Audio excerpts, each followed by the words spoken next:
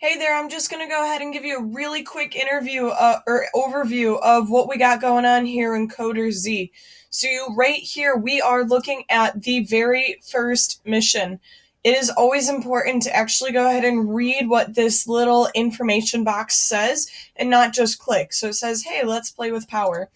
Um, when you are working with CoderZ, this right here is your code. This right here is going to be your output.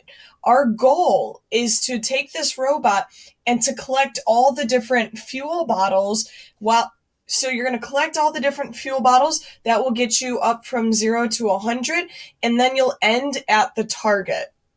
You want to do this in the quickest amount of time possible. The drive block has a power input. So this is going to be our first block that we really get to know. It is called the drive block. We also call this an action block. It has an input. You will also hear me call this the power parameter. All the parameter is going to be a value that affects how much power we have going on. And then once you get your code ran, we will go ahead and this is how you run your code. So I'm just going to go ahead, show what they got going on. Boring, really slow, right? So 20 is too high. What we're going to want to do is raise this power to 100. Your power parameter is going to go in between negative 100 and 100. So let's go ahead and see what happens if we put in 100 right there. Remember, we've got to hit run in order to run your code. Ding, ding, ding.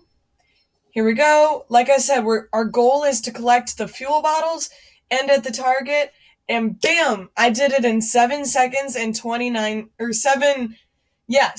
seconds, 29 milliseconds, so 7.29 seconds. Once you've completed a mission, you'll go ahead here and click Next Activity. Hey, this time we're going to drive backwards, so we're really not adding any new blocks here.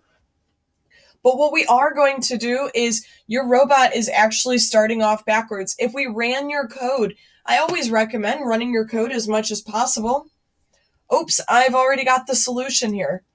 Let me go ahead and restart the mission. All right, so the robot is facing away from the target. It can only drive backwards. If I was to run this simulation, you would see, it's going forwards. So there's two different things I could do right here. One, I can actually use this drop-down menu and click backwards. Okay, there we go. And I can run it.